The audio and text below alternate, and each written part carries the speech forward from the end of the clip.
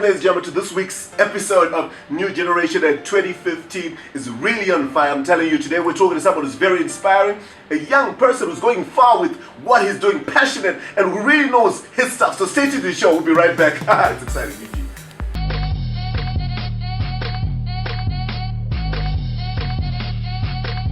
Ladies and gentlemen, like we promised you, today we have a guest of the show, and the name is Walter Chimene. How are you, Walter? Thanks for having me. I'm happy.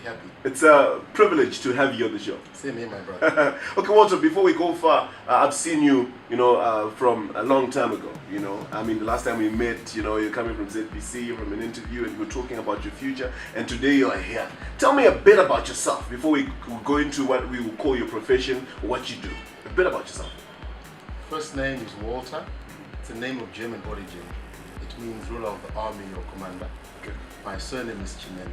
It's a Shona term. It means town cry. Okay. I'm a public speaking specialist in a field of public speaking called phenomenal speaking. Okay. There are different types of speaking in professional speaking. Many people will know inspirational speaking, motivational speaking, persuasive speaking, and the likes. There's this field of public speaking called phenomenal speaking. Okay. And specializes on people who are brilliant or are geniuses ahead of their time. Okay. As you know, the challenge for many people who are brilliant and ahead of their time is the ability to go into the future with ideas, come back and make sense to those people. So I specialize in that. Okay. And the dimensions of phenomenal speaking, there are 5. Okay. The first one is to look at the paradigm called proud nationalism, where essentially you are somebody who is very brilliant but have got a passion for their country. So autonomy, self-rule, and the sort. So you find politicians and quasi-politicians are the ones who fall into that space. Okay. So we also work with them. The second group that we look at are entrepreneurial mavericks. These are people like yourselves who are bright and come up with their own concepts, who can push commercial agendas. But what they then need to do is to convince people with money that their innovations can actually make sense, make money, and do well. Yeah. So we work with those. The third group are spin doctors, people in PR, people in marketing, and the sort.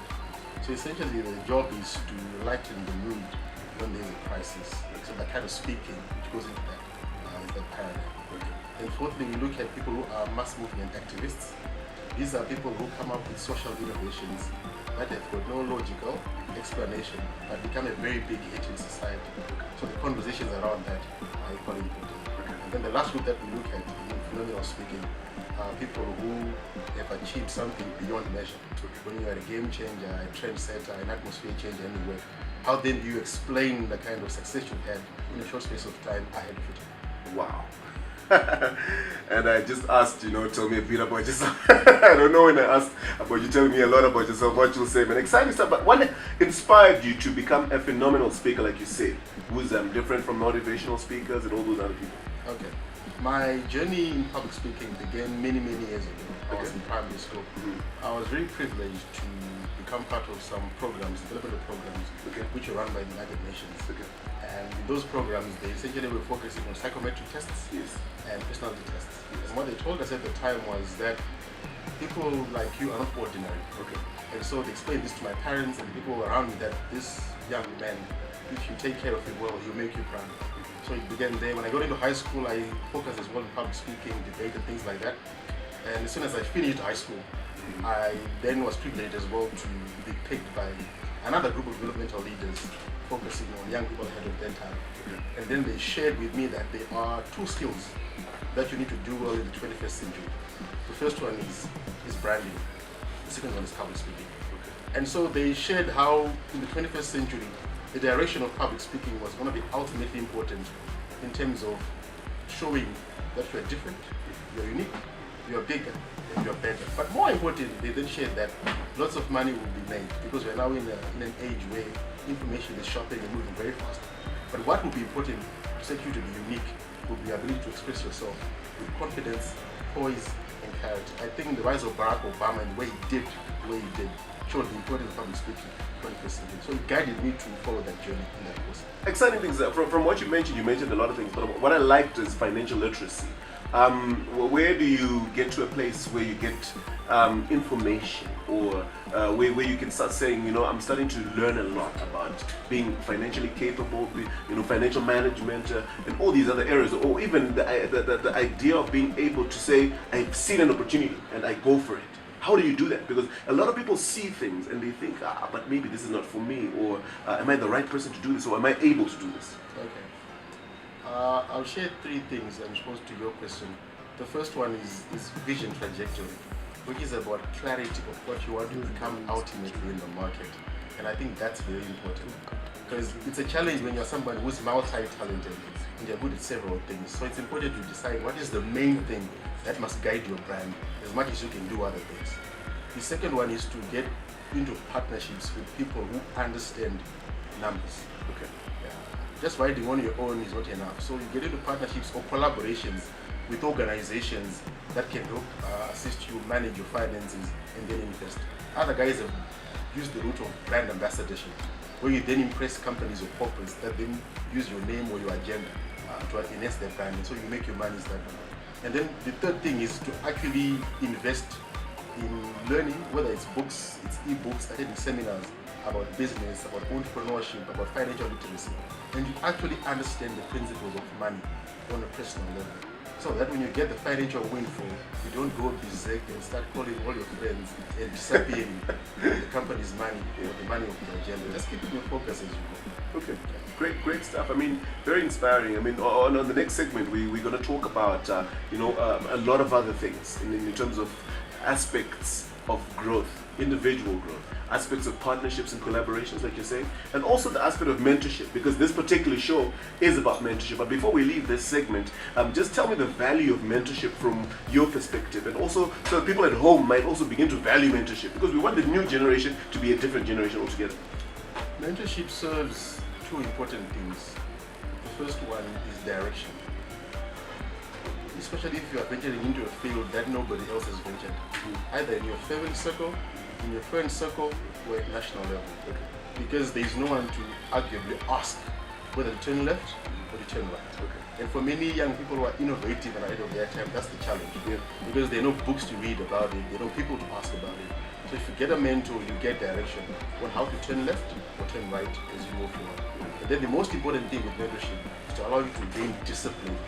How do you maintain your composure as you appreciate and understand your breakthrough up to the end? Wonderful stuff. I like the way you said it. You need to have direction, you need to have composure, you need to appreciate where you are and where you're going. It's UG. Stay tuned to the show. We'll be right back after the second. Don't leave that screen.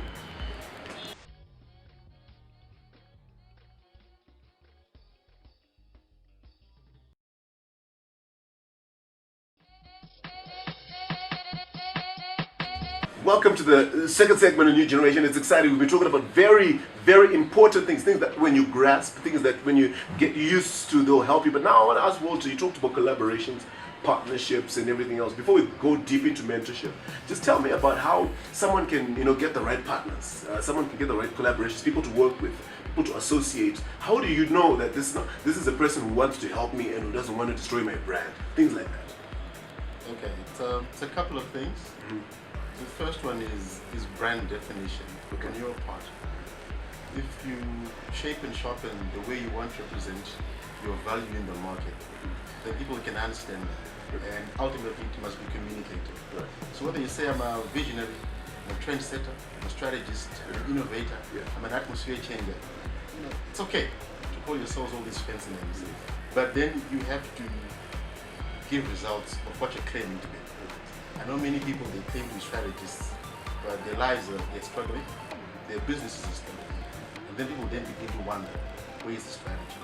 So that's the first thing. Brand definition must be communicated, but there must be results to then ascertain your claim that you are this type of person. The second one is to map out the direction that you need to move in. So is to determine whether for now, whether the priority is to get money, is to get exposure, is to travel, is to get into big business, or to get into big networks. Right.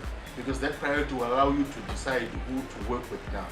So if your priority now is money, you it means your partner must be financially backed up. If your need now is exposure, it means you need to be in collaboration with somebody who is associated with maybe outside people who can then call you, bring you in and see what's what. If your immediate need right now is resources, let's say equipment, venues and things like that, it means your partnership must be with the person who can access you those kind of resources. But that priority is very important. Then the third thing there on deciding is to look at how long that working relationship is going to be for. Because that clarity will allow you to understand for how long you must take up with people's crap before you go out. At times, for some season, it's necessary to go into certain space with the people who are difficult, and entertain their nonsense because you need them. Zimbabwe's economy, as you know, it's very tough. So if you are picky and choosy, you then end up becoming a philosopher who does nothing but become an armchair critic without achieving. Okay. So once you determine to say, maybe I've got a 10-month window period, 25-month window period, to go into a certain space and take up with the nonsense, then you learn as you go. It really will work in terms of collaboration. All right. Exciting stuff. I mean, I like that. So you're saying there are times where you're going to work with people who are hard or difficult. We're not the likable people. But for you to achieve a certain goal, it's necessary. Because they will then allow you to achieve what you need to achieve. And many of those people, as you know, in this economy, who help people achieve, are very tough. They have got attention to detail. They are very thorough. They love things in black and white. They keep their time. They keep their word. And they work on a strict regime in terms of what to do, what not to do, who does it, and things like that. So you have to allow yourself to go into that space and then work with that for a season. And afterwards, you can see how well you can go out and do other things. Okay, exciting stuff. I mean, whenever you talk, you bring up a lot of things. But I want to end this segment. But before I do that, you mentioned 25 talents, 35 skills, 40 abilities. Just break them up a bit. But before you do that, I'm going to challenge you to give me a few of your talents, a few of your skills. Then you break them up so that people understand. Probably people confuse the skills with talents and everything like that. There are many definitions, I know, but for the purpose of this conversation, talents are the natural giftings that you were born with, identifiable as early as you were young, up to the present day. And then skills have a lot to do with training and coaching, and then abilities to do with exposure. So, for example, with abilities, because people are not exposed to certain things, they may not know how to work with them or sharpen them. But for me, in terms of talents, a lot of them have to do with public speaking. So the confidence is very high. Framing of words is very high. Good command of the English language, very good diction, quick thinking, idea generation, perspective, analysis, and connecting of the dots. Just to mention a few as you said. Skills, focus in terms of summarizing what the issues are. Concentration in terms of deciding what we need to prioritize now. And then guts, the ability to step up and be counted when everyone else is hiding in the bush, or saying like that. Attitude in terms of self-belief, that look, I cannot, must not, and will not be strong, which is very important. And then clarity. In other words, just sharing exactly what you're talking about in a way that people can understand. And then abilities that to do with leadership, influence, and allowing people to invest in you. That the way you carry yourself, your grooming, your deportment, it's very on point to an extent that you can sell same to the Arabs or ice to the Eskimos. So essentially it's that for me. Basically, you need to know what you're doing. This is me. I'm talking to Walter. It's New G. It's exciting. We've got a lot of things that are coming up. On the next segment, we'll be talking about a lot more exciting. Don't leave that screen. It's New G. Right back.